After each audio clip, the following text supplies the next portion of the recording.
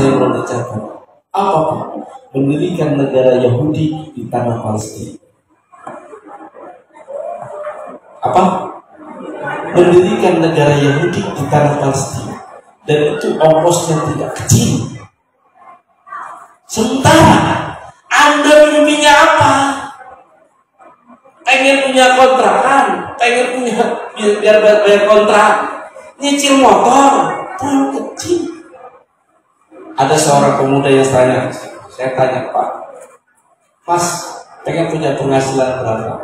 Saya pengen punya penghasilan 3 juta per bulan. 3 juta?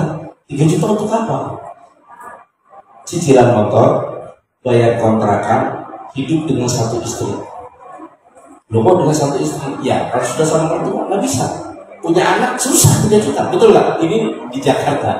Kalau di Bengkulu bisa Pak. 3 juta satu keluarga besar bisa. Cukup. Ada yang salah dengan cita-cita ini? Ada yang salah? Nggak ada yang salah. Tapi ada seorang ibu yang saya tanya, aku pengen punya penghasilan berapa? Nggak tahu saya Ustaz pengen punya penghasilan berapa. Tapi yang saya inginkan, saya pengen punya pesantren yang bisa menampung 100 anak yatim piatu dan duafa, dan mereka semua gratis. Kalau saya hitung itu, minimal saya harus punya penghasilan 100 juta sebulan. Betul? Siapa yang pengen punya pesantren? Oh, semua sekalian. Ya sudah. Pengen. Yang pengen punya anak asuh juga. Yang pengen punya anak asuh. Tujuh tangan. Yang paling tinggi, ya Allah berikan anak asuh kepada yang tujuh tangan lagi ya Allah. Yang paling tinggi paling banyak anak asuhnya ya Allah. Yang paling tinggi paling banyak anaknya ya Allah.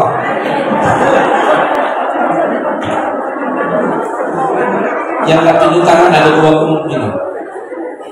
Mungkin sudah punya anak asuh, atau mungkin kepikir boro-boro punya anak asuh Pak.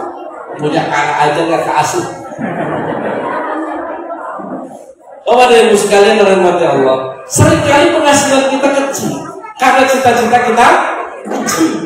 Cita-cita kita kecil seringkali karena kita egois, hanya memikirkan diri kita sendiri, tidak memikirkan orang lain. Pernah nggak dalam pikiran Anda berpikir saya pengen dirikan masjid agar nanti di akhirat nanti Allah dirikan istana di surga? Pernah nggak? Berapa harga masjid? Kepikir dalam otak, bor-bor masjid Pak, rumah aja kontrak. Kan mikirnya begitu? Betul ya Pak? Iya. Kenapa kita rumahnya kontrak? Karena cita-cita kita kecil. Saya cerita. Saya punya kawan, bener mas kata antum, cita-cita itu yang besar. Loh kenapa? Saya kan kontrak di rumah petak, di dalam gang, di kampung. Kalau hujan banjir, saya berdoa ya Allah berikan saya kontrakan di tengah kota. Bisa kontrak di tengah kota. Alhamdulillah Pak, beberapa saat kemudian dipindah di tengah kota kontrakan, di tengah kota. Lalu dia selesai doanya, dia pindah di tengah kota. Tidak lama kemudian Pak, rumah yang di tengah kota itu yang dia kontrakin sama dia, ditulis rumah ini dijual. Rumah ini dijual dan dibeli orang-orang lain. Kenapa dia tidak minta sama Allah? Ya Allah, semoga rumah ini saya beli. Karena cita-cita kita kecil. Pak, Bu, kalau pengen seperti Nabi Sulaiman atau Nabi Ayub? Kan? Benar? Yakin? Oh, tanya yakin atau ragu? Yakin Bu? Pengen seperti Nabi Sulaiman atau Nabi Ayub? Sama-sama masuk surga. Kenapa nggak Nabi Ayub?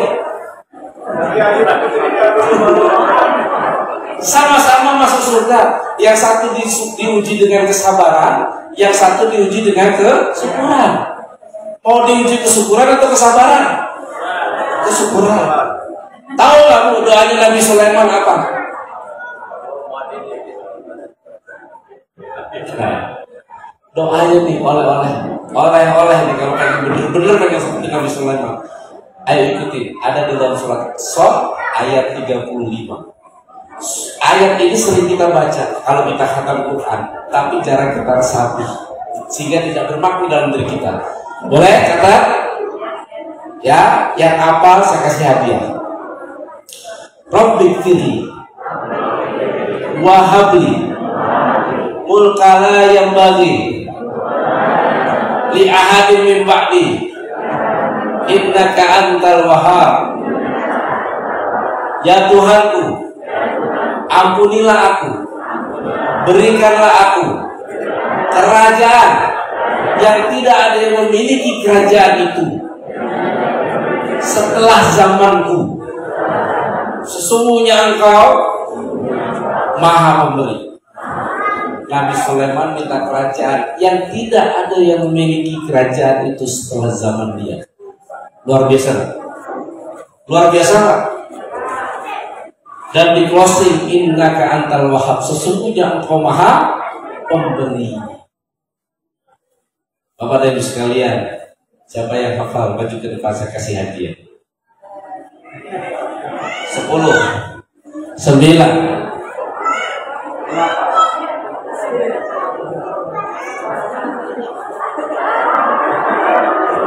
siapa yang hafal saya kasih hadiah. Cuma satu ayat.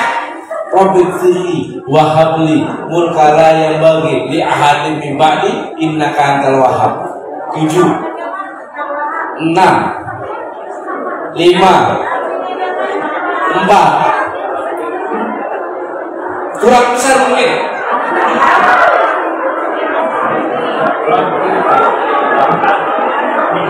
Oh, kurang besar.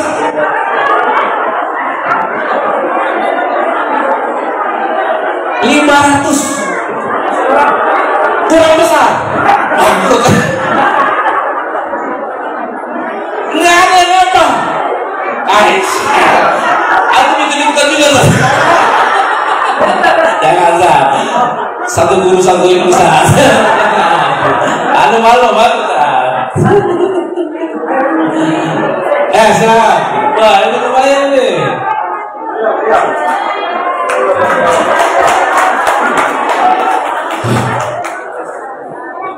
Satu dua tiga. Start. Antum hafal Quran sih? Enggak. Oh. Berapa juz hafalannya? Masih ada kesempatan satu orang lagi untuk maju? Iya, 500-nya mau. Oke. 500.000 pegang dulu, Pak. Iya. Kamu pegang dulu, dipegang dulu. Ini serius. Ini bahwa ini memberinya serius. Ini dulu, Pak. Pegang dulu, pegang dulu. Iya. Kantongnya dulu.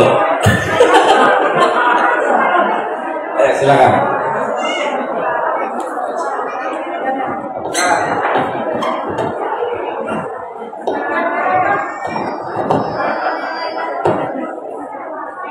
Bismillahirrahmanirrahim. Rabbighfirli wahabli mulkala yang bagi innaka antal wahhab.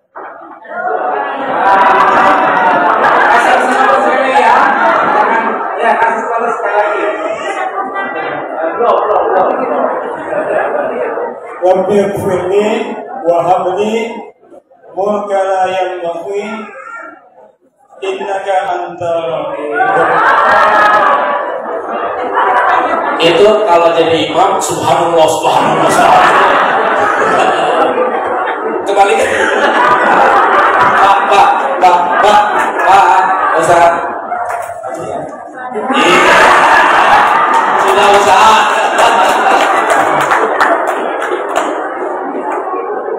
Bapak dan Ibu sekalian, ciri-ciri orang sukses yang pertama apa? Mempunyai motivasi tingkat tinggi. Orang yang memiliki motivasi tingkat tinggi, ciri-cirinya cita-citanya besar. Betul nggak? Cita-citanya besar. Kalau cita-cita kita kecil, motivasi kita bisa tinggi nggak? Saya pernah perjalanan dari Bekasi mau ke Semarang, Pak. naik mobil carry, Suzuki Carry waktu dulu. Sampai Cirebon itu udah capek, motivasi saya udah lemah, energi saya udah habis, baru sampai Cirebon. Di kesempatan yang lain, saya pengen ke Bekasi, dari Bekasi pengen ke Malang, perjalanan 2 kali lipat. Apa yang terjadi, Pak? Apa yang terjadi? Sampai Semarang saya masih seger. Kenapa? Karena tubuh kita mengeluarkan enzim, hormon untuk mensupport apa yang kita pikirkan. Kalau selalu kita berpikir tidak bisa, tidak mungkin, mustahil, impossible, maka pasti terjadi. Tidak akan bisa. Tapi kalau kita katakan bisa, pasti bisa, harus bisa, mungkin nggak? Mungkin. Mungkin. Allah menghendaki, mungkin. Betul? Betul apa tidak? Yakin? Pastikan Anda punya cita-cita yang besar. Dan cita-cita yang besar adalah Allah. Kembali kepada Allah. Jadi semuanya kembalikan kepada Allah. Ya Allah, saya pengen kaya agar saya bisa bangun pesantren. Ya Allah, saya pengen kaya agar bisa menyekolahkan anak-anak sampai ke jenjang yang lebih tinggi. Ya Allah, saya pengen kaya agar nanti saya bisa berangkatkan setiap orang berangkat umroh, ya Allah. Kan begitu? Betul?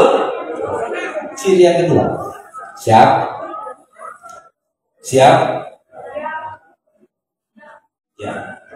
Ciri yang kedua adalah merasakan kesuksesan sebelum dia mencapainya. Apa? Merasakan kesuksesan sebelum dia mencapainya. Merasakan kesuksesan sebelum dia mencapainya.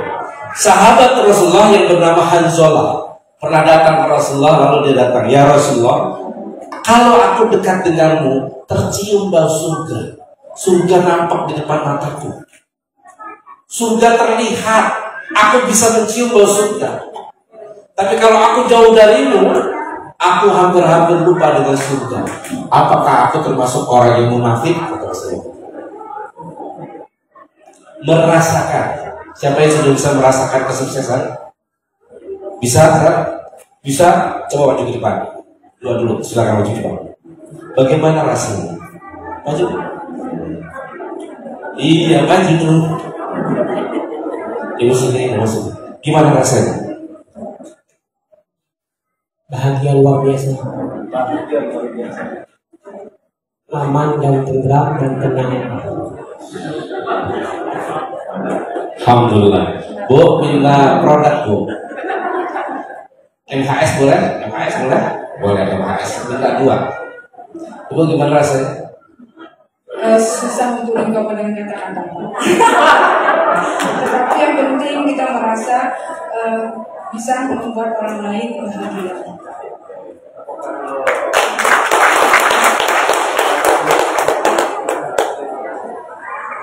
Ya, silakan duduk balik. Gimana rasanya sukses?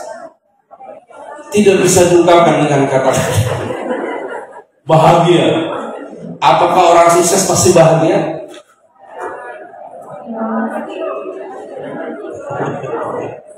Apakah orang sukses pasti bahagia, Pak? Ya kan tidak. Tidak pasti orang sukses itu bahagia. Kesuksesan hanya meningkatkan kualitas kebahagiaan. Contohnya, orang yang makan tempe bahagia, dikasih ayam makin bahagia kan? Makin bahagia. Jadi meningkatkan kualitas kebahagiaan. Dalam sebuah seminar, saya pernah menyampaikan materi ini, lalu saya bertanya, siapa yang bisa merasakan saya, Pak? Dari belakang maju ke depan saya. Gimana rasanya? Boleh minta tolong?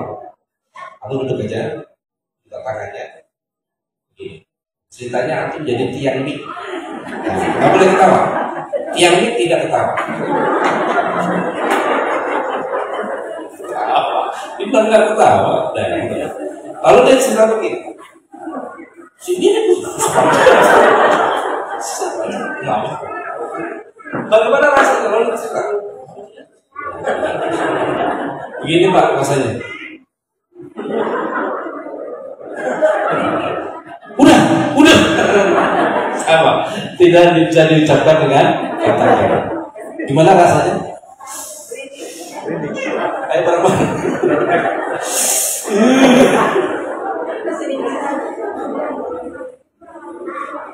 Bapak dan Ibu sekalian, ayo kita mau belajar bagaimana rasanya, mau belajar.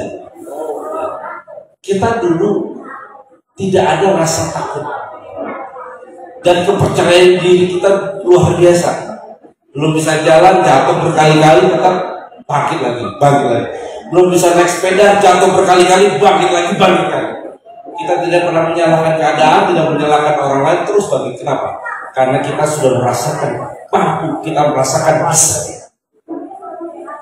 Ya, merasakan kesuksesan. Oke? Seorang anak TK yang mau dikatakan oleh gurunya, anak-anak besok kita jalan-jalan ke Taman Mini. Pernah ke Taman Mini? Nah, ke Taman Mini, senang luar biasa, betul? Senang. Belum sampai dia sudah merasakan ada di sana. Belum sampai dia belum bisa merasakan ada Taman Mini. Sama seperti orang yang berangkat haji, belum berangkat sudah berasa di Mekah, di depan Ka'bah. Dia sudah bisa merasakan. Anda yang belum bisa merasakan, coba kita latihan. Boleh? Boleh? Coba berdiri. Berdiri semua, kakak-kakak, ibu-ibu. Ya, berdiri semua, berdiri. Bisa kelihatan saya bisa? Kita latihan. Dulu semangat ini, rasa ini ada kita miliki, ciri ini ada kita miliki. Tapi lambat laun semakin lama semakin hilang. Dia seperti kertas, Pak.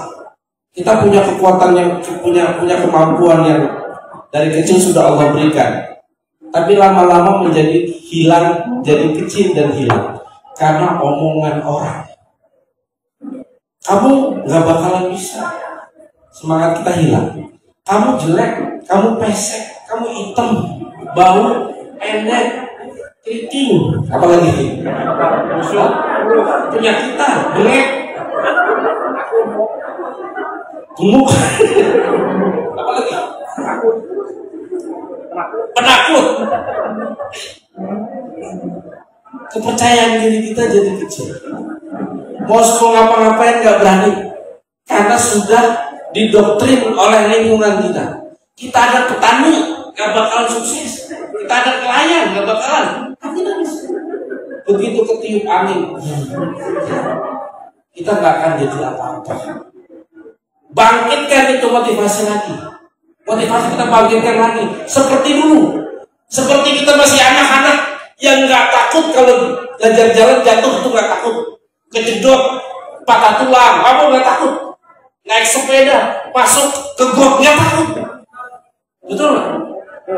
Hilangkan itu semua. Kita kembali ke masa kanak-kanak. Anda semua yang hadir hari ini adalah peserta murid Taman Kanak-kanak. Siap? Siap. Siap? Siap. Siap Pak Guru. Siap Bu? Nah, ibu umurnya berapa? 40. Umur TK. Berapa umurnya? 43. Belum. Umurnya berapa? 42. Salah. Itu berapa? 5 tahun. Nah, 5. Berapa umurnya? 4 tahun. Nah, gitu. Masih gitu. Berapa umurnya? 5 tahun. Saya jadi gurunya. Nah, guru kalau laki-laki yang gede-gede. Anak-anak.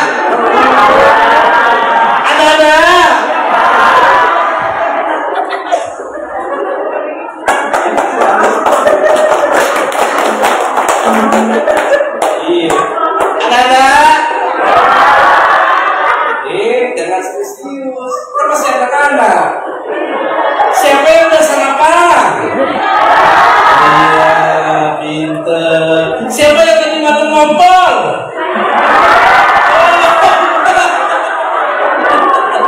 Oh, enggak. Anak-anak, Pak Guru ada berita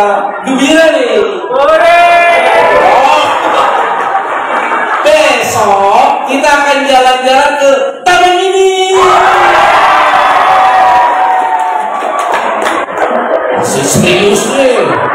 Ekspresinya, rasakan Anda tuh jadi anak TK. Bisa nggak? Ayo. Bisa nggak? Ayo. Anak-anak, besok kita akan jalan-jalan ke taman mini.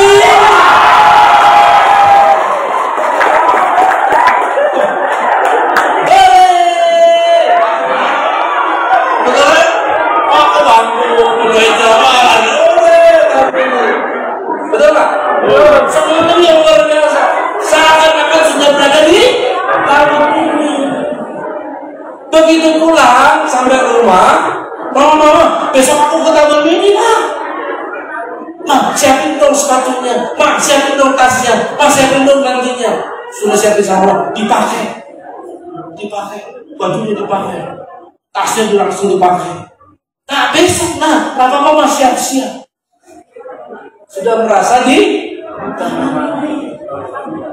sampai sore masih dipakai tuh baju. Sampai maghrib, isya, sampai jam 9 masih dipakai. Ngantuk dia, ketiduran di sofa. Sama mamanya diangkat dia ke kasur, ke kamar. Besok paginya mamanya bilang, Nak, sholat subuh. Ngantuk lah, sholat subuh, ngantuk. Jadi kita memilih nggak? Oh jadi, langsung bangun, langsung mandi, langsung sholat. Rasa kantuk, rasa capek, rasa lelah itu akan hilang pada saat diingatkan dengan mimpinya, diingatkan dengan dirinya. Betul nggak? Kalau seandainya kita pengen sukses, kalau diingatkan kesuksesan kita tidak bergerak, belum jadi, dia belum merasakan kesuksesan, belum dia merasakan. Kenapa? Hanzalah pada saat hayya 'alal qital, ayo kita berperang, dia belum mandi junub, langsung dia pergi, sakit dia di jalan Allah. Lupa rasa capeknya, lupa rasa ngantuknya, rasa sakitnya hilang karena dia mengejar mimpi, dia mengejar cita-citanya, dia mengejar doanya, dia mengejar apa yang diinginkannya. Betul ya? Setuju? Ya, tepuk tangan dulu. Bapak dan Ibu sekalian, kalau Anda sudah memiliki dua ciri ini, maka Anda sudah mendekati kesuksesan. Betul? Mendekati kesuksesan. Ciri yang ketiga adalah menikmati proses. Orang yang sukses, ciri-ciri orang yang sukses adalah orang yang mampu menikmati proses. Sebodoh-bodohnya petani, bukan saya bilang petani bodoh, bukan. Sebodoh-bodohnya petani, dia tidak akan menanam padi hari ini, lalu malamnya berdoa, ya Rob, semoga besok panen. Ada prosesnya, dan petani itu menikmati prosesnya. Walaupun seringkali gagal panen, tapi dia akan coba lagi. Menikmati proses. Bagaimana sahabat Ali bin Abi Thalib pada saat kena panah? Mau dicabut sama sahabat yang lain, gak kuat, sakit. Lalu sahabat Ali mengatakan, cabut saat saya sedang sholat. Allahu Akbar. Sholat ya, busuk luar biasa. Tiba-tiba sama sahabat yang lain dicabut, nggak ada rasa apa. Diperban, selesai. Begitu selesai sholat, sudah. Karena dia menikmati proses. Kenikmatan dalam kesuksesan itu diproses. Kalau tiba-tiba orang sukses, enak kan? Enak kan? Nggak enak. Kita baru berangkat sekolah, lalu kita berpikir, enak ya kalau sekolahnya lanjutkan sekolah, lalu kuliah di UI. Enak kali ya kuliah di UI. Tiba-tiba malaikat datang. Wah, dikabulin, cering, langsung dia di. Enak gak? Enak gak? Begitu dia kuliah pakai jas kuning, dia ngeliat, aduh, tapi kuliahmu enak kali kalau lu langsung lulus. Malaikat lewat, cing, langsung lulus. Sudah. Senang gak? Ada yang bilang senang, ada yang enggak gitu. Begitu udah lulus kuliah, enak kali ya kalau nggak perlu cari kerja, langsung terima di tempat kerja. Cing, langsung dia kerja di tempat kerja. Lalu dia berpikir, enak kali ya kalau jadi direktur. Gak perlu mimpi karir dari bawah. Sering jadi direktur. Tiba-tiba dia baru sadar kalau rambutnya sudah ubanan, udah jenggotan, sudah tua, bulan depan mati. Enak. Enak itu diproses. Diproses, Pak. Diprosesnya itu paling enak. Saya datang ketemu sama orang, silaturahim. Jalanannya perbukitan, boncengan naik motor, CB75. CB. Karena tanjakan berat, boncengan sama-sama gendut, rantainya putus. Turun nanggung, naik kan. Udah naik aja, dorong sampai ke tempat rumahnya, motor masukin bengkel, kita ngobrol sama tuan rumah. Yang janjian jam 11 datangnya jam 2. Sampai asar belum closing. Sampai maghrib belum closing. Begitu maghrib tuan rumahnya udah closing. Closingnya karena itu jadi cerita yang menarik. Karena di daerah itu akhirnya tercipta satu LED dengan penghasilan 150 juta per bulan. Bukan dia, tapi tercipta 150 juta. Ya, karena kesuksesan tidak akan menyalahi ikhtiar. Betul? Kita boleh nyangkul di sini, nggak apa-apa nyangkul, tapi keluar airnya di sana. Nabi hijau aswad, sa'i bolak-balik keluar dari kakinya Nabi Ismail. Allah melihat ikhtiar kita, bukan hasil. Hasil dari Allah. Hadirin sekalian, saya pertama kali presentasi di Malang itu bukan jaringan saya, bukan mitra saya, tapi saya ngadain di sana, bina di sana, bukan jaringan saya. Tapi hari ini jaringan Malang terbesar jaringan saya.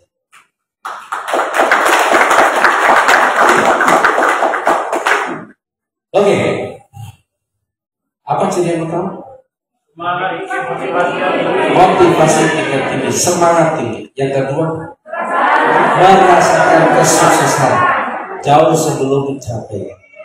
Yang ketiga, menikmati. Bisa?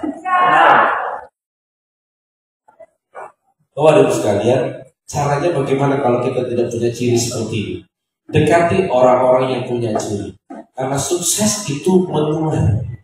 Seperti gagal juga menular. Seperti ngantuk juga menular. Coba saya berkumpul dengan orang-orang yang sukses. Ada teman saya, karyawan, pengen jadi pengusaha, dia sekitar 10 juta. Lalu gagal. Dia berkumpul dengan teman-teman yang gagal.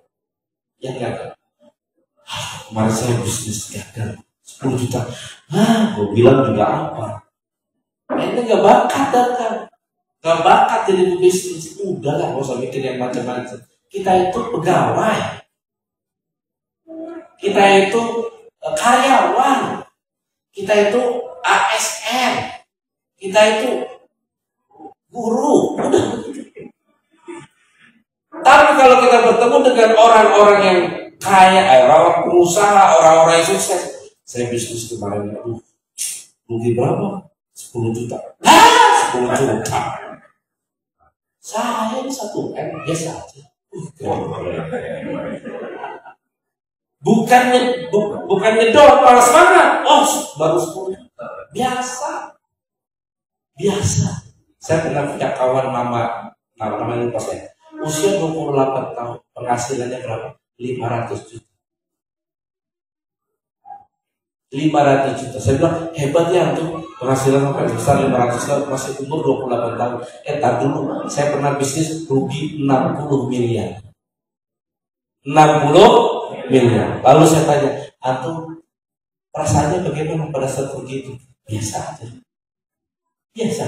Nanti tulus. Uang jangan taruh di otak, uang jangan taruh di hati, uang taruh di tangan saja. Lepas, betul? Karena rezeki nggak bakalan dicuri orang. Rezeki kita nggak bakalan dicuri orang. Orang boleh ngambil uang kita, tapi rezeki kita tidak akan hilang. Saya pernah bertemu dengan seorang Ustaz Fatur Rahman yang ngelola pesantren. Dia cerita ke saya, Ustaz, saya dulu karyawan. Saya sarjana teknik industri dan posisi saya sudah manajer di perusahaan itu. Di sana Ustaz, gaji saya besar, tapi rezeki saya kecil. Saya ulangi, gaji saya besar, tapi rezeki saya kecil. Loh, kok bisa?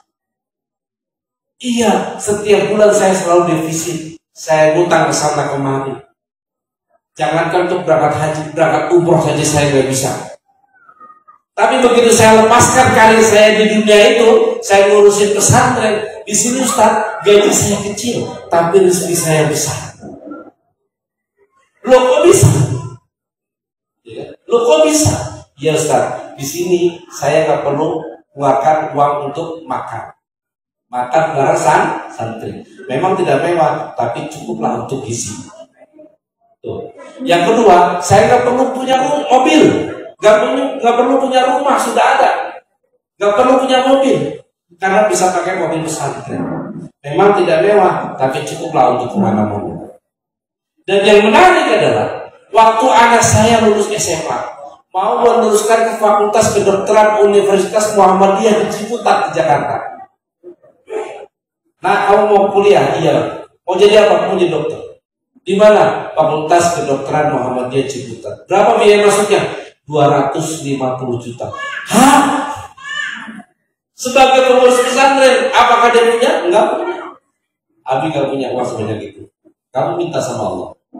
Kamu minta sama Allah. Apa yang terjadi? Anaknya diterima di Fakultas Kedokteran Muhammadiyah Ciputat tanpa biaya spesial pun sampai lulus. Karena apa? Anaknya hafal Quran 30 juz. Rizki bukan. Rizki.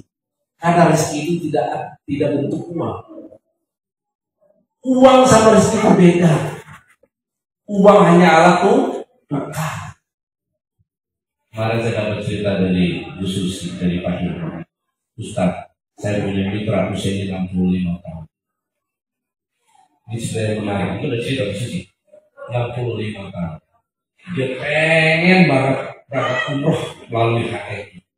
Dia ini setiap hari tawarin HRI satu rahim PCA. Setiap hari, sehari 5 kali, 10 kali. Tiba-tiba ketemu saya sudah ED, Executive Director. Tiba-tiba Ustaz, dia mau berangkat umroh dibiayai sama orang yang dipresentasikan.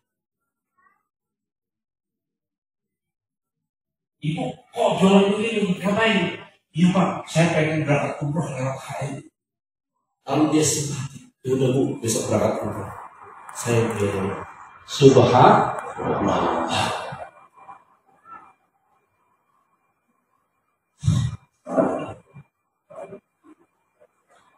Luar biasa. Tarik. Oke, Bapak Ibu sekalian, perkenalan singkat. Saya masuk dalam LC 3000. Tahu nggak LC 3000 tuh? Leaders Club berpenghasilan 3.000 juta per tahun. 3.000 juta. Besar apa aja?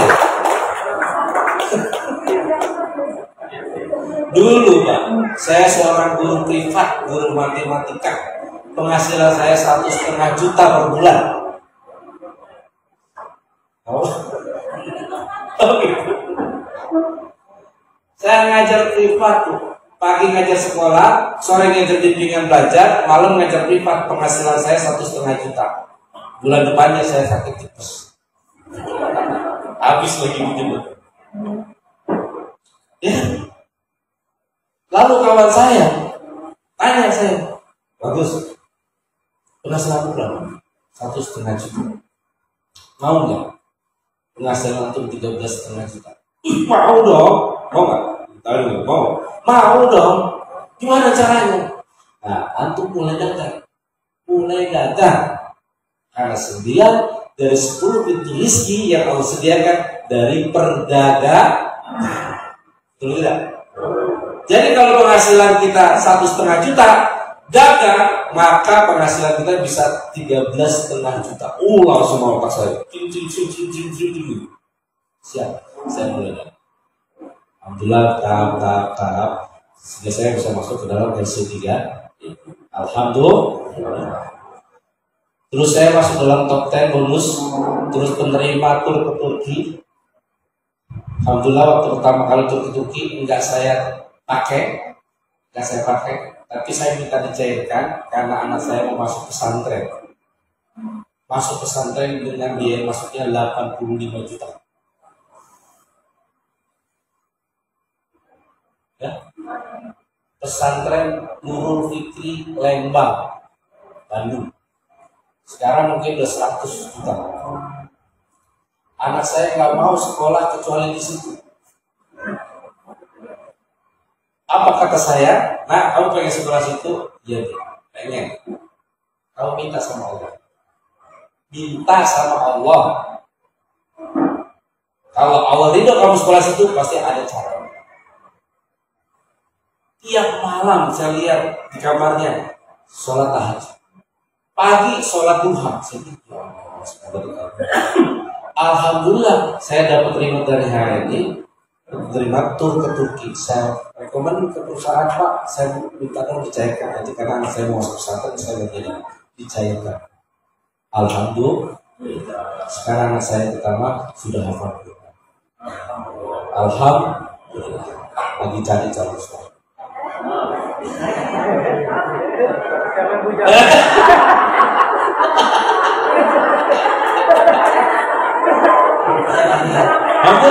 Dan sekarang anak saya sedang kuliah di ITB, ngambil sekolah bisnis manajemen. Sudah mau lulus, insya Allah 1 semester lagi lulus. Anak saya yang kedua ngikutin jejak kakaknya, selesai 30 juz. Kuliah juga di ITB, masih 2 semester lagi selesai. Anak yang iya, ini promosi. Anak saya yang ketiga baru diterima di ITB, sudah selesai 30 juz. Siapa yang pengen punya anak yang menghafal Quran? Ya Allah, berikan anak-anak kami menjadi penghafal Quran, memberikan mahkota di surga nanti. Amin ya rabbal alamin. Tapi Bapak dan Ibu sekalian, bisa nggak punya anak seperti itu? Kalau makanannya nggak kita jaga. Kita setiap malam berdoa, ya Allah,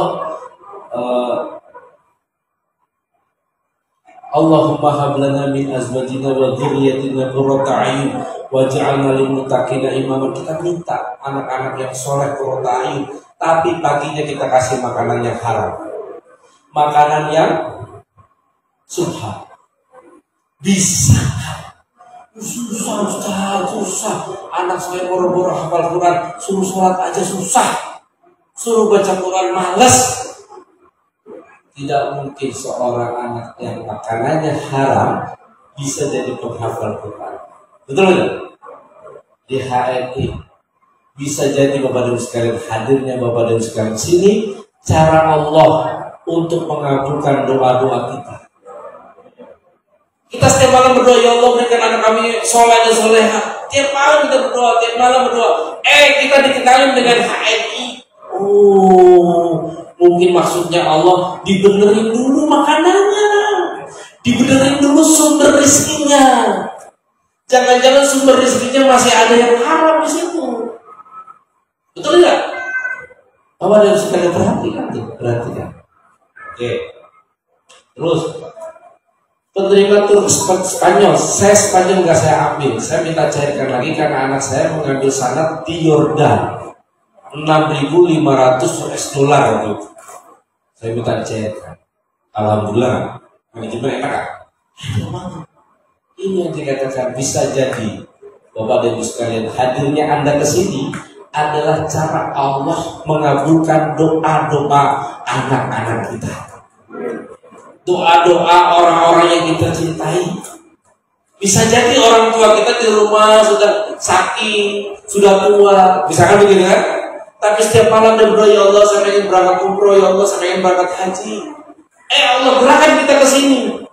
Kita tiba-tiba kita sukses bersama haji, bisa memberangkatkan orang tua kita ke tanah suci. Allahu Akbar.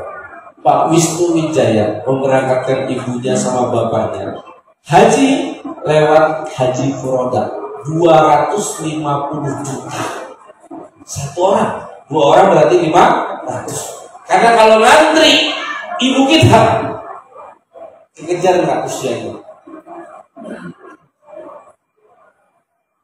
Bapak dan sekalian, pertemuan hari ini bukan pertemuan yang tiba-tiba, bukan pertemuan yang tanpa rencana, sudah Allah rencanakan.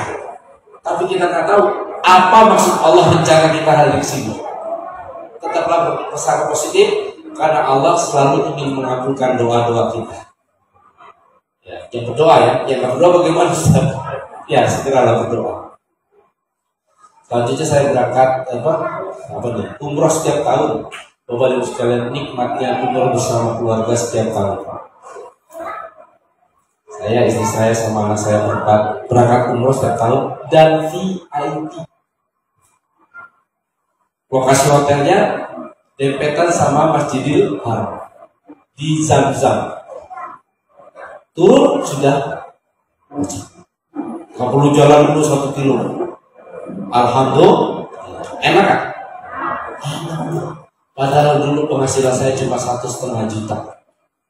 Di Jakarta susah. Kontrak petak 150 per bulan. Cerita lagi nih, kontrak petak 150 per bulan. Saya pernah mau beli kasur. Saya datang ke toko mebel. Pak, saya mau beli kasur. Toko mebelnya, marketingnya nanya, kasur yang ukuran berapa Pak? Aduh, saya kaget. Ternyata kasur ada ukuran. Saya nggak tahu Pak ukuran berapa. Lah, Bapak kamarnya ukuran berapa? Oh, kamar saya ukuran 3 kali 7. Wah, gede banget. 3 kali 7 kan dia nyorong panjang dia. 3 kali 7. Wah, yang ukuran 1 aja yang cukup tinggi. Untung dia nggak nanya ruang tamunya ukuran berapa. Kalau dia nanya, saya jawab 3 kali 7. Untung dia nggak nanya dapurnya ukuran berapa. 3 kali 7. Untung dia nggak nanya kamar mandinya ukuran berapa. 3 kali 7. Karena petaknya begitu doang, begitu masuk bos. Nggak bisa. Itu dulu Pak. Lalu bersama hari berubah kehidupan kami. Alhamdulillah bisa berangkat umroh dan bisa berangkatkan orang lain untuk alhamdulillah. Siapa yang mau? Ya Allah berikan kesempatan kepada yang tunjuk tangan, bisa mendapatkan kesuksesan, bisa berangkat umroh bersama keluarga ya Allah. Amin ya Rabbal alamin. Terus dapatkan mobil Pajero Sport. Alhamdulillah. Mau doa lagi? Doa. Ya Allah berikan kepada yang tunjuk tangan mobil Pajero Sport ya Allah. Amin. Yang new. Amin ya Rabbal. Berapa tahun kemudian saya dapat Toyota Fortuner. Masya Allah. Udah gak kebayang deh lah. Toyota Fortuner. Siapa yang mau Toyota Fortuner? Terus Pajeronya taruh mana? Hah? Oh, garasinya besar. Jadi dua-duanya muat ya. Ya Allah berikan kepada yang tunjuk tangan Toyota Fortuner ya Allah. Amin. Amin ya Rabbal alamin. Oh, Pajero buat pondok. Alhamdulillah. Soalnya udah lama ya. Alhamdulillah. Ya, penerima PKR Ruko Sumarekon. Alhamdulillah saya dapat ruko buat basic. Alhamdulillah dari HNI. Alhamdulillah. Oh, HNI baik banget. Keren banget. Libas.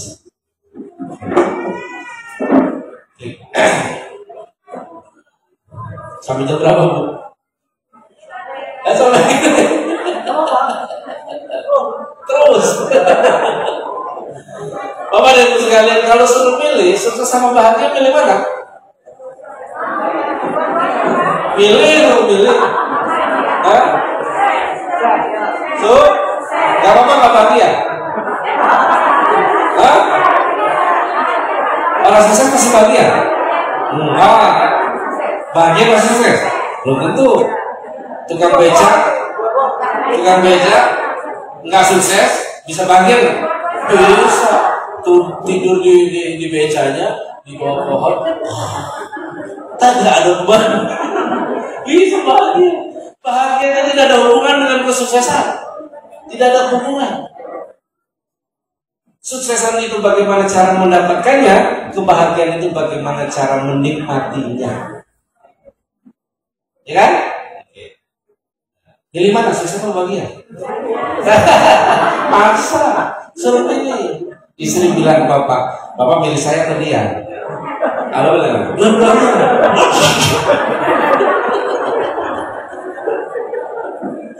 Pilih mana, Bu? Pilih mana, Bu? Sukses atau bahagia? Gak apa-apa gak bahagia.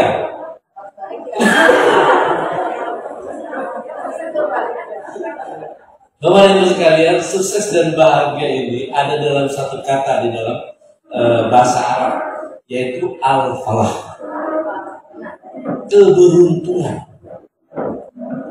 Al-falah itu kalau bahasa Indonesia keberuntungan, kalau bahasa Jawa bejo, beruntung. Ya kan? Apakah orang yang sukses itu pasti harus pintar? Belum tentu. Harus kerja keras? Belum tentu. Ya kan?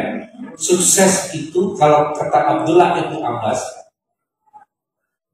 mendefinisikan tentang al-falah atau falahun adalah bertemunya keinginan kita dengan iradatnya Allah ketemu. Keinginan kita dengan iradatnya Allah ketemu. Titik temu inilah yang di tengah ini disebut al-falah. Kita punya keinginan, Allah ridho dengan keinginan kita, beruntung.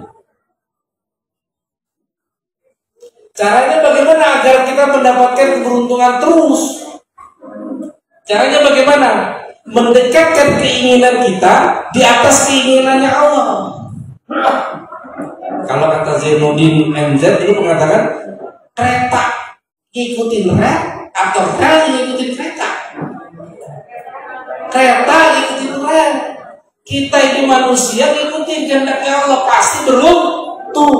Pasti beruntung.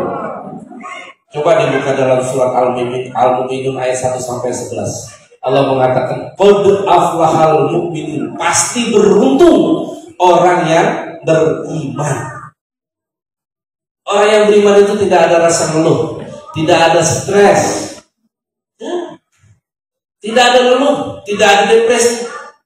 Kalau kita masih depresi mengeluh, ya Allah kenapa harus saya sih, ya Allah kenapa saya sih, apa salah saya? Ini masih belum beriman. Karena sering kali masalah kita bukan pada masalah, tapi pada cara kita melihat masalah. Seringkali masalah yang kita hadapi itu adalah kenikmatan bagi orang lain. Seorang ibu konsultasi ke saya, Ustaz, saya punya masalah yang besar. Kenapa, Bu? Suami saya, Ustaz, gara-gara suami saya nggak bisa tidur, nggak enak makan. Kenapa dengan suami ibu? Suami saya, Ustaz, kalau tidur ngorok, Ustaz. Gara-gara suami saya ngorok, saya nggak bisa tidur. Gara-gara saya nggak bisa tidur, saya nggak enak, Pak.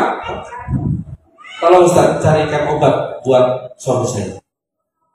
Lalu saya bilang, ibu harusnya bersyukur masih bisa mendengar suami ngorok. Bersyukur dari mana? Kalau ibu sudah tidak bisa mendengar suami ngorok, ada dua kemungkinan. Suami ibu sudah pindah ke kubur atau pindah kasur. Betul nggak? Gitu. Pamit deh. Alhamdulillah beberapa beberapa hari kemudian dikasih kabar ke saya, Ustaz, alhamdulillah masalah saya sudah selesai. Penasaran saya, masalah yang mana? Yang suami saya ngorok. Makin penasaran. Apa suami ibu sudah tidak ngorok lagi? Enggak, Ustaz, ngoroknya makin kenceng. Lalu di mana selesainya? Setelah saya mendengar nasihat dari Ustaz, sekarang setiap mendengar suami ngorok seperti mendengar lantunan musik terindah di dunia. Bahkan hari ini saya tidak bisa tidur sebelum mendengar suami ngorok. Dia kan instrumen. Betul nggak, Bu? Coba nih. Coba ibu-ibu yang biasanya dengar suami ngorok lalu suaminya meninggal, tidak pernah mendengar lagi, gimana rasanya? Galau. Kalau kedengaran, ya terlambat aja, terlambat dan tanyain. Aku di mana gitu. Betul nggak? Seringkali masalah yang kita hadapi bukan ada pada masalah, tapi pada cara kita melihat masalah. Betul? Bapak dan Ibu sekalian yang dirahmati Allah, yang kita dengar itu bukan enak didengar, itu bukan masalah telinga, masalah di hati. Ada orang yang suka lagu pop, nggak suka lagu jazz, yang suka lagu jazz nggak suka lagu dangdut, yang dangdut nggak suka lagu rock, yang rock nggak suka. Enak di hati, maka enak semuanya. Hati itu tempatnya zone, rasakan. Apa yang membuat kita tidak enak? Karena perasaan kita tidak enak. Ana inda zonni abdi, aku tergantung prasangka hamba. Maka berprasangkalah yang baik. Baik prasangka yang baik, insya Allah akan bahagia. Oke. Klik. Kalau diingetin dong, waktunya masih berapa lama lagi musik? Memang. Bapak dan Ibu sekalian, kalau Anda pengen sukses sama bahagia, ada dua ilmu yang harus dimiliki. Berapa ilmu? Dua ilmu. Pelajari dua ilmu ini saja, maka Anda akan sukses dan bahagia. Kata Ibnu Qayyim al-Jauziyah. Imam Ibnu Qayyim al-Jauziyah ini penulis buku At-Tibbun Nabawi, tokohnya luar biasa. Dua ilmu ini, yang pertama kata beliau adalah ma'rifatullah, mengenal Allah, mengenal tujuan. Inna lillahi wa inna ilaihi rajiun. Kita startnya dari Allah dan finishnya ke Allah. Jelas? Allahu ghayatuna, Allah adalah hidup kita, tujuan hidup kita. Dan yang kedua, ilmu yang kedua adalah ma'rifatul insan, mengenal manusia atau mengenal cara mencapai tujuan. Kenapa orang tidak semangat dalam hidupnya? Kenapa orang, saya pernah diskusi. Kenapa ya itu orang tuh pakai rambut pang, ya kan, bajunya compang-camping gitu kan, jalan kemana-mana. Kok kayaknya nggak ada tujuan, kayaknya hidupnya kok nggak benar gitu. Karena mereka tidak punya tujuan. Bapak dan Ibu sekalian, pastikan tujuan hidup Anda kemana, mau ngapain. Tujuan hidup. Yang kedua adalah cara. Bicara tentang dua hal ini, mana yang lebih penting? Tujuan apa cara? Pak, mana yang lebih penting, tujuan apa cara? Tujuan. Kalau Anda sudah tahu cara, kalau Anda sudah tahu pengen ke sini, maka ada 1001 cara untuk mencapai ke sini. Gak punya motor, naik angkot. Gak punya ongkos, numpang sama temennya. Begitu kan? Ada 1001 cara untuk sampai ke sini. Tapi kalau tidak punya tujuan, Anda punya cara, bisa nggak semangat? Gus, besok jam 7 kamu keluar rumah ya. Mau kemana? Udah, kamu keluar rumah. Saya jam 7 keluar rumah. Lalu telepon lagi, Gus, kamu naik angkot yang ada lewat depan rumah. Oke, naik angkot. Setengah jam kemudian telepon, Gus, sekarang kamu turun. Gus, kamu sekarang naik bis. Semangat gak hidup saya? Kenapa? Tidak punya tujuan. Mau kemana ini? Orang yang tidak punya tujuan ada dua kemungkinan. dia akan kemana-mana atau tidak akan kemana-mana. Saya ulangi, dia tidak akan kemana-mana atau kemana-mana. Paham? Kemana-mana ini ikut arus. Nah, mana yang lebih penting? Mengenal tujuan. Ud'uni astajib lak. Mintalah padaku, aku akan kabulkan. Yang menjadi permasalahan adalah saat kita meminta sama Allah, kita memikirkan caranya. Gimana ya? Batal doanya.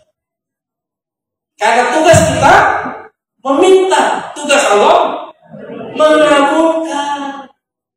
Seorang anak minta sama ayahnya, ayah, aku minta sepeda dong. Apakah anaknya berpikir bagaimana caranya dapat sepeda? Tidak, serahkan sama ayahnya. Terserah. Mau piye caranya kalau orang Jawa? Gimana cara terserah?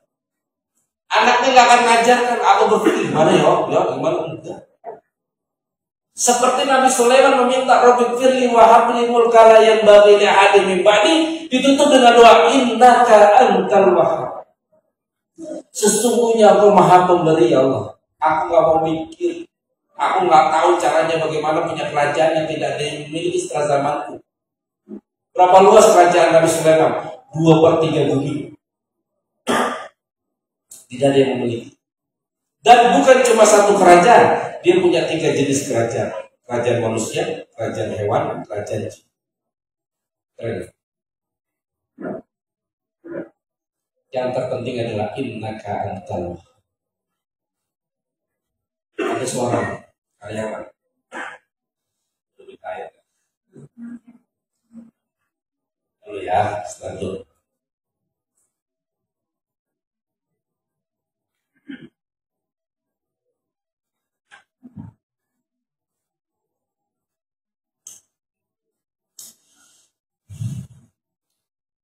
Muncul berapa gede?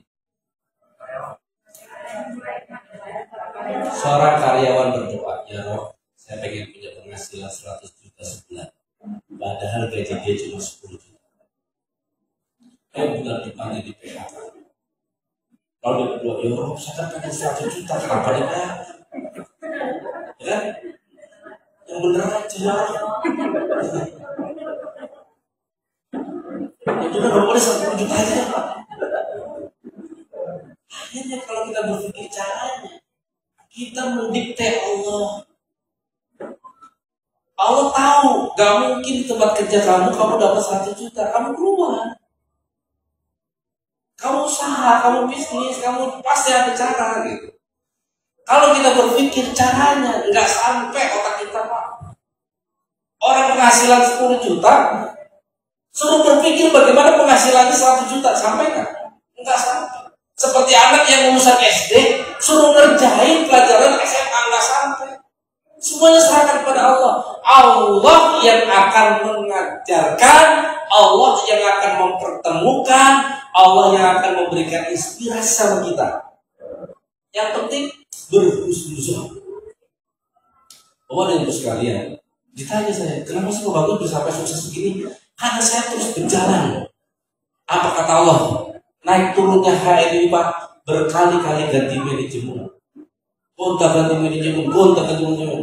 Tapi karena saya memang yakin permintaan saya, ya Allah saya pengen begini, saya pengen begini. Ya udah saya ikutin aja. Apa yang Allah berikan ikutin aja. Berprasangka positif apapun yang terjadi. Betul? Oke.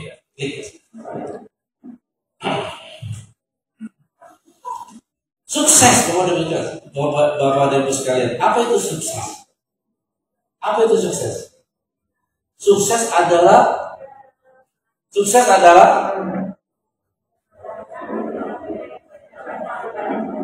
tercapainya cita-cita. Setuju?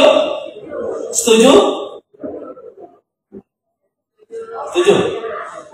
Tercapainya cita. Kalau cita-cita kita rendah, tercapai, sukses kan? Misalkan Bu, saya pelajar, saya pengen dapat nilai matematika 5. Boleh nggak? Boleh, karena biasanya 3. Ya kan? Dapat nilai 5. lalu tercapai, saya sukses nggak? Anda yakin saya sukses?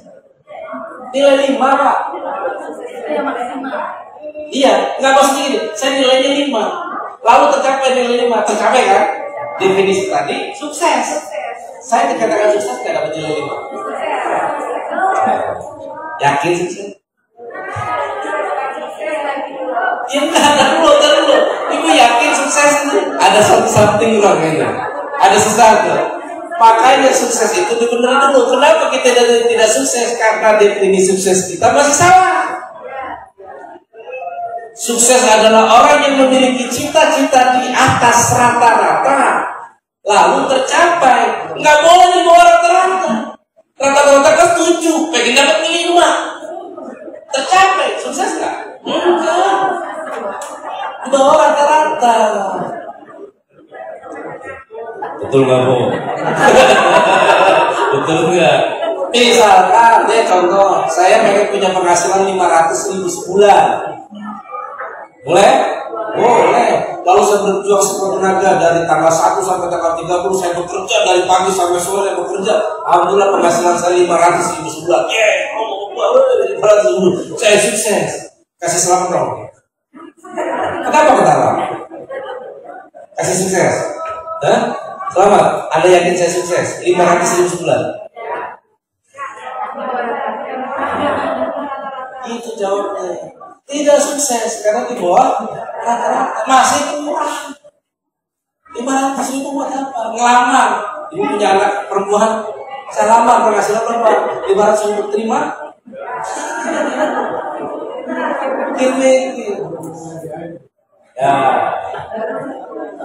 Ya, kesuksesan itu orang yang memiliki cita-cita di atas rata-rata lalu tercapai. Variabelnya 2, syarat kedua. Ada orang yang punya cita-cita di atas rata-rata tapi tidak pernah tercapai. Sukses nggak?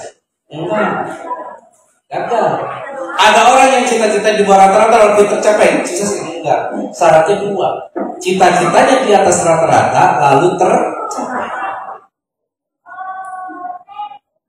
Yuk, belum? Bangunkan cita-cita Anda. Karena kita bicara bisnis, ya kan? Maka kita bicara tentang penghasilan. Penghasilan Anda, kalau Anda pengen sukses harus di atas rata-rata. Apapun alasannya. Saya pengen berangkatkan haji satu desa saya. Saya pengen berangkatkan umroh satu desa saya. Apapun alasannya. Saya pengen bangun masjid 1000 masjid. Apapun alasannya, nggak usah. Buat alasan yang baik. Buat alasan yang luar biasa untuk akhirat Anda. Ada yang bilang, Pak, ngapain sih ngejar dunia? Dunia itu bisa dibawa mati. Salah. Dunia kita bisa dibawa mati. Salurkan ke pesantren, salurkan ke masjid, anak yatim piatu, bisa nggak dibawa mati? Bisa. Jangan dikantongin, jangan dimasukin rekening, jangan. Sedekahin. Bangun masjid, bisa dibawa mati. Saya bilang begini, hidup kita cuma sekali, buatlah sesuatu yang besar. Nyesel nih. Yaumul akhir itu orang-orang yang masuk surga itu nyesel, apalagi yang masuk neraka. Yang masuk surga aja nyesel. Kenapa saya bersedekahnya cuma sedikit? Kenapa amalan saya cuma sedikit? Nyesel. Pak, Bu, halo. Hidup kita cuma sekali, buatlah sesuatu yang besar. Setuju? Oke. Itu ciri-ciri orang sukses. Yang pertama, walaupun belum tercapai gak apa-apa. Yang penting cita-cita saya sudah besar. Setengah kesuksesan sudah saya tercapai. Setengah kesuksesan sudah tercapai. Innamal a'malu binniyat wa innamal likulli imrin ma nawa. Berani enggak? Bu, halo, yang di pojok sana.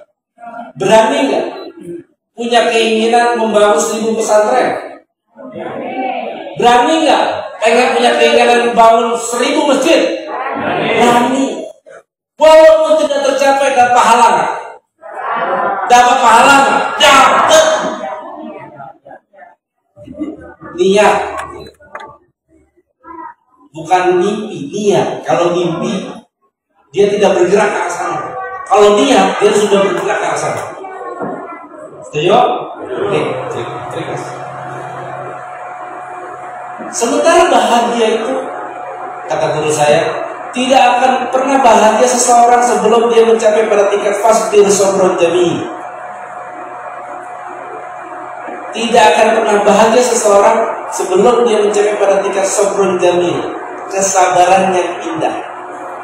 Dan tidak akan pernah dia mencapai sabrun jamil sebelum tidak ada yang dicintai di dunia ini kecuali Allah Subhanahu wa ta'ala. Selagi ada yang dicintai selain Allah, dia tidak akan pernah bahagia. Dan Allah akan menguji hambanya pada hal-hal yang dia cintai. Cinta sama istri, ujiannya di istri. Cinta sama anak, ujiannya di anak. Cinta sama suami, ujiannya di Nabi Ibrahim, ujiannya di Ismail. Karena cintanya luar biasa sama Nabi Ismail, suruh disembelih. Karena Allah tidak mau diduakan. Tidak mau diduakan. Nanti mencintai. Ya. Oke, ini berikutnya. Ini belum masuk tangan. Ya. Soalnya seteru ya.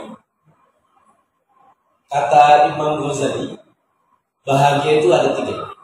Bersyukur pada saat mendapat nikmat, bersabar pada saat mendapat musibah, beristighfar pada saat beristighfar pada saat berdosa. Pada saat mendapat nikmat, dia tidak bersyukur, bisa bahagia nggak? Pak, baru beli mobil Avanza new, masuk parkiran, tetangganya bilang, "Wih keren, dapat mobil ya," gitu. "Mobil baru Pak."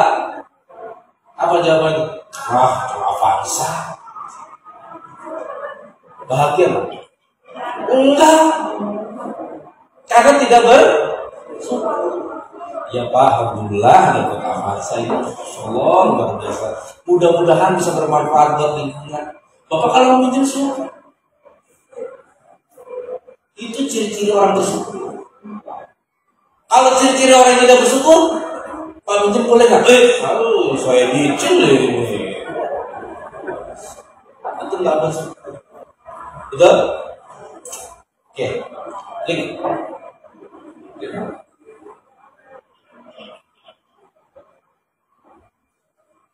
Pernah lihat gambar ini?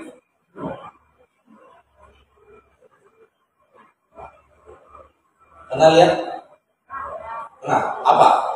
Apa yang Anda lihat? Ayo cepetan. Orang stres. Lagi. Depresi. Lagi. Galau. Apa lagi Bu? Hah? Lalu? Mati. Oh, bisa. Ada lagi?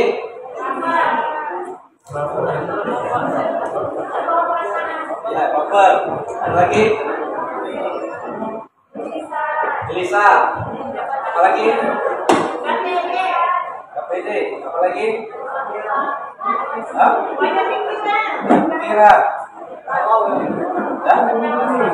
Galau.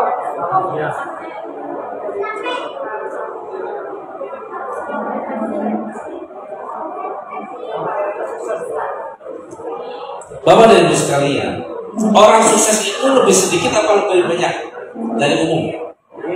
Lebih sedikit. Ya. Lebih sedikit orang sukses itu daripada orang yang gagal. Betul? Orang sukses itu bisa melihat apa yang tidak orang lain lihat. Coba Anda melihat yang tidak umum. Orang umumnya gambar, tulisannya coba dilihat.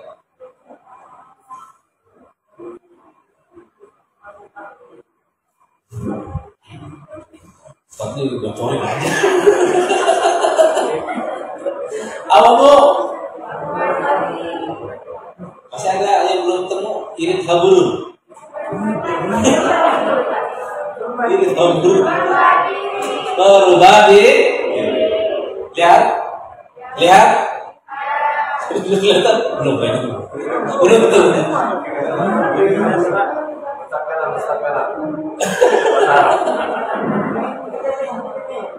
Tahu nggak? Tulisan dari kanan, merubah diri. Iya, oh iya. Nah inilah fungsinya kita berteman dengan orang-orang yang sukses. Karena kita diajarkan bagaimana cara melihat kejadian. Betul kan? Yang kita melihat biasa-biasa saja, begitu kita melihat bersama orang-orang yang sukses, ternyata hebat ini. Nah, makanya Rasul mengatakan carilah temanmu yang terbaik. Cari teman-teman itu yang terbaik. Merubah diri. Bapak dan Ibu sekalian, Innallaha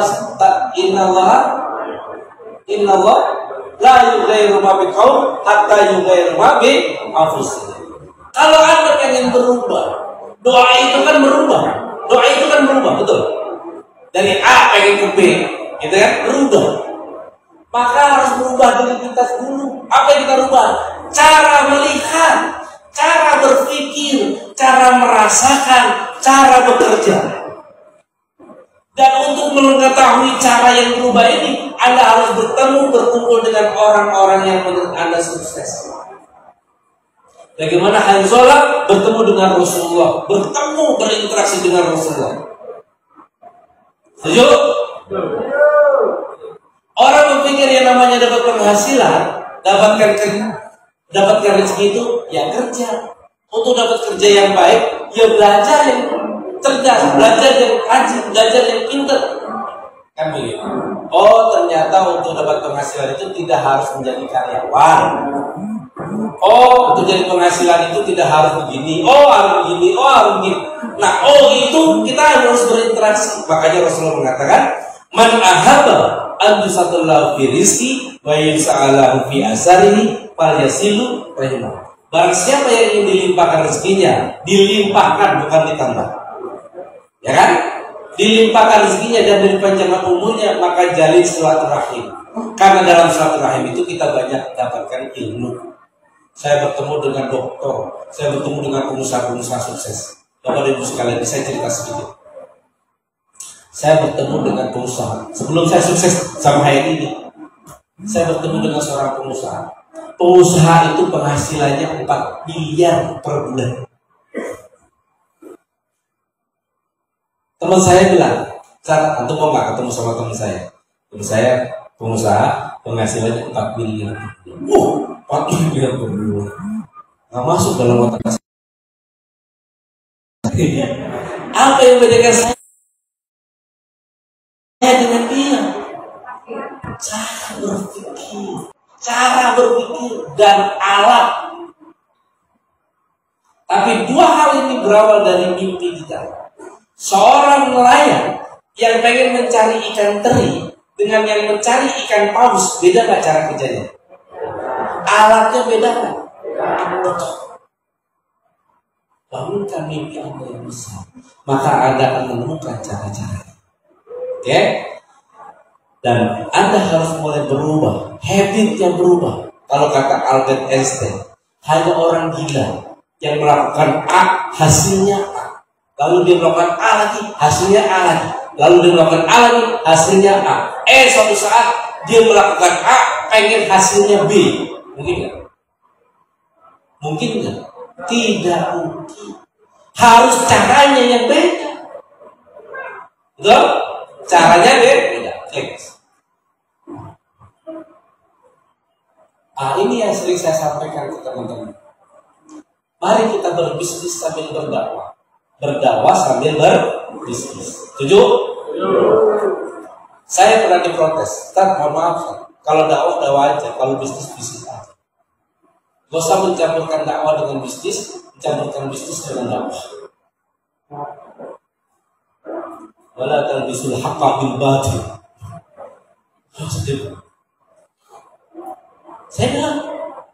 Saya tanya, ada nggak sih bisnis sambil dakwah sambil bisnis? Ada nggak? Dakwah sambil bisnis sambil dakwah ada nggak? Ada. Contohnya apa?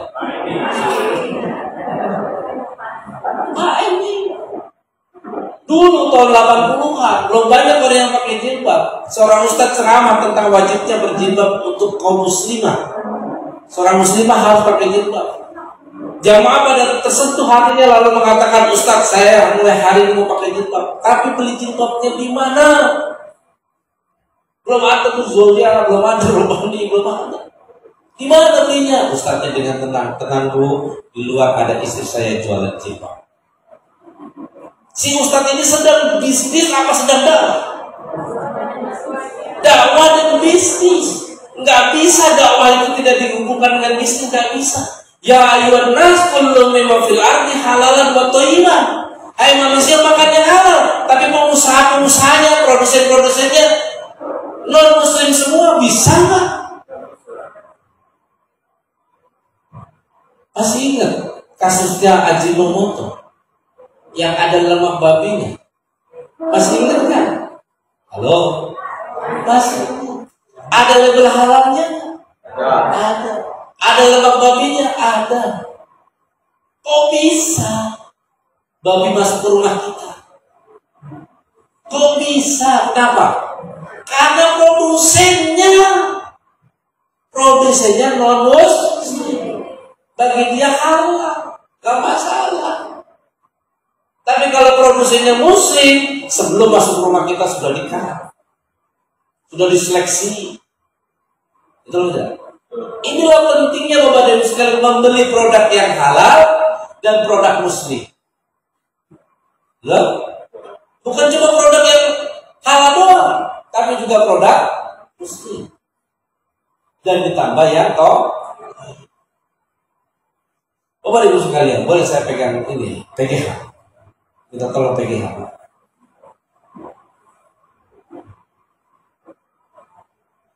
Bapak dan Ibu sekalian, terima kasih. Ya. PGH. Siapa yang belum pernah pakai PGH? Satu. Mas kasih satu. Kasih PGH satu. Kasih. Nanti tagih aja ke saya. Iya. Wih, banyak. Udah, kasih Pak, kasih. Udah, saya kasih satu. Ya, tadi udah 7 juta. Begitu saya kasih hadiah, 7 juta semua. Ya, kata dulu Bapak belum Pak. Biar dah. Bapak Ibu sekalian, ada pertanyaan yang menarik. Orang yang pakai pasta gigi, kemungkinan ketelannya tinggi. Ketelan tinggi. Yakin nggak yang ada telan itu halal? Yakin nggak yang ada telan itu toyib? Yakin, karena pakai. Selain kita, Bapak Ibu sekalian, Ikatan Dokter Gigi Indonesia merekomendasikan pasta gigi tidak boleh menggunakan deterjen dan tidak boleh menggunakan fluoride. Apa? Deterjen dan fluoride. Sementara sebagian besar pasta gigi yang beredar di Indonesia ini menggunakan deterjen dan menggunakan fluoride. Tahu nggak? Bapak dan sekalian mau nggak makan sabun?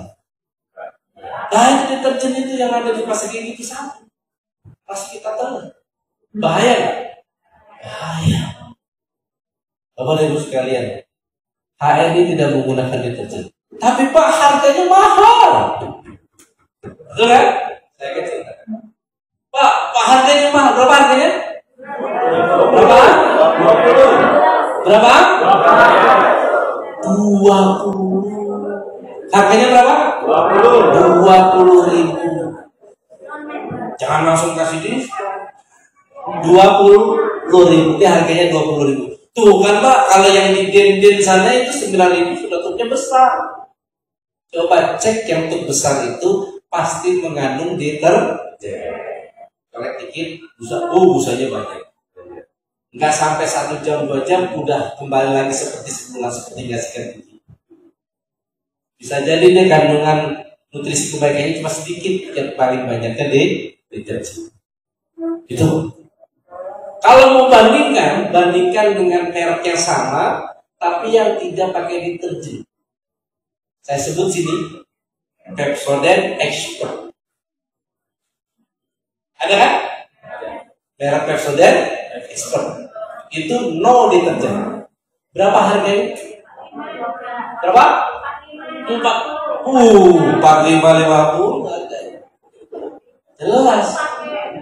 Ini berapa? 20. Iya. Enakan mana Bu? Sama mereka. Sama expert. Iya. Siwa, iya, ini ada siwa. Bisa kasih ini? Kasih. Senilai harga 45.000, Anda beli 20.000. Murah apa mahal? Murah banget. Lalu kenapa kok HNI tidak produksi yang murah? Saya bilang, mungkin nggak HNI bisa produksi yang murah? Mungkin. Orang kita punya pabrik sendiri. Kenapa? Karena ya ayyuhan nas kullu mimma fil ardi halalan thayyiban. Kita dibatasi dengan thayyiban. Yang nggak thayyiban kita produksi. Apalagi jual, kita produksi aja enggak. Bukan boro-boro, bukan karena alasan kita harus menangkan pasar lalu kita buat, enggak. Ini baru sisi dari segi kesehatan. Pertanyaan berikutnya, apakah yang kita beli, yang kita pakai itu baik dari segi ekonomi enggak? Belum tentu. Kalau di HNI pasti baik. Anda beli, lalu Anda pakai atau Anda jual, Anda dapat cashback. Cashback sampai berapa Pak? Sampai ratusan juta. Keren. Dari segi ekonomi, dari segi militer, dari segi politik, baik nggak produk yang kita pakai? Dari segi halal wa thayyibannya itu panjang ceritanya. Ayat ini ayat tentang boykot. Tadi pamit. Dulu di offin dulu. Saya mau cerita. Di Eropa, musim salju turun bergantian tuh salju jatuh bergantian. Dari hotel keluar seorang Yahudi, pengen cari taksi. Pak, coba dia bilang ke karyawan, Pak, tolong carikan taksi besar. Lalu kata karyawan itu, nih taksi, yang gitu. Jangan yang itu. Kata orang Yahudi itu. Cari taksi yang kedua. Bilang lagi, jangan yang itu. Yang ketiga, jangan lagi. 4, jangan sampai taksi yang ke-10 baru dia naik. Karyawan hotel penasaran dong, Pak, kenapa dengan 9 yang taksi tadi? Apa jawab orang Yahudi? Saya nggak tahu pemilik taksi yang 9 tadi, tapi saya tahu pemilik taksi yang ke-10 ini adalah orang Yahudi. Orang Yahudi sangat memperhatikan uang yang keluar dari dompetnya harus kembali ke dompet orang Yahudi. Mereka sudah memboikot produk kita. Tapi kita baru bicarakan boikot saja sudah berdebat di antara kita. Alasannya, Pak, kalau kita boikot produk itu nanti bagaimana karyawan-karyawannya? Kasihan. Oh, usah kasihan. Transfer aja ke perusahaan kita. Selesai. Beres. Betul nggak? Oke. Berbisnis sambil berdakwah sambil berbisnis. Lalu di mana dakwah kita hari ini? Dakwahnya hari ini gimana nih? Salah satunya itu yang ketiga, yang ketiga. Bapak Ibu sekalian, tahun 2000, jangan di audit Pak, jangan direkam dulu. Ini sensitif. Tahun 2000, penderita diabetes mellitus ada sekitar 7 juta orang. Ya. Rata-rata satu pasien penderita diabetes mellitus itu mengeluarkan anggaran untuk biaya berobat itu kurang lebih paling minim 10 juta. Kalau dibikin rata-rata. Kenapa saya berani 10 juta? Karena kawan saya pernah bilang, bapak saya kena diabetes sampai diamputasi, kalau dikumpulin biaya berobat dari pertama sampai akhir, itu bisa buat beli rumah besar. Maka 10 juta itu angka yang paling minim saya gampangkan, ngitungnya. 10 juta rupiah untuk biaya diabetes mellitus dikali 7 juta itu kudu berapa? 70 triliun. 70 triliun untuk penderita diabetes mellitus, dan setiap tahun kesininya makin bertambah. Sekarang pengobatan-pengobatan seperti itu kiblatnya mana? Belum. Cina masih kalah. Eropa, Swiss. Siapa penguasa Swiss? Yahudi. Orang mengatakan COVID ini adalah rekayasa. Nah, kita akan bicara di sini. Pengobatan Swiss. Kalau Swiss ngambil keuntungan kurang lebih, kalau obat itu bisa 100% dari modal, 50%-nya keuntungan. Kalau ngambil keuntungan 10% saja, lalu disumbangkan ke Israel, 10% dari 70 triliun. Berapa triliun? 7 triliun. Nggak usah 10% deh, 1% aja. 70 triliun, 1%-nya berapa? 700 miliar. 700 miliar, Pak. 700 miliar disumbangkan ke Israel, lalu dibelikan oleh Israel rudal, dapat 700 rudal. Kalau kita bisa mengambil pasar itu 10% aja, kalau 10% deh, 1% aja, berarti kita sudah menyelamatkan 7 rudal sebelum dikirim ke sana. Bapak dan Ibu sekalian, inilah perjuangan kita. Bisa dipahami? Maka disinilah kita berbisnis sambil berdakwah sambil berbisnis. Sudah, Bu? Sudah. Mohon maaf, slide-nya masih banyak. Mudah-mudahan saya sisain biar bisa ketemu lagi. Boleh? Wabillahi taufiq wal hidayah. Assalamualaikum warahmatullahi wabarakatuh.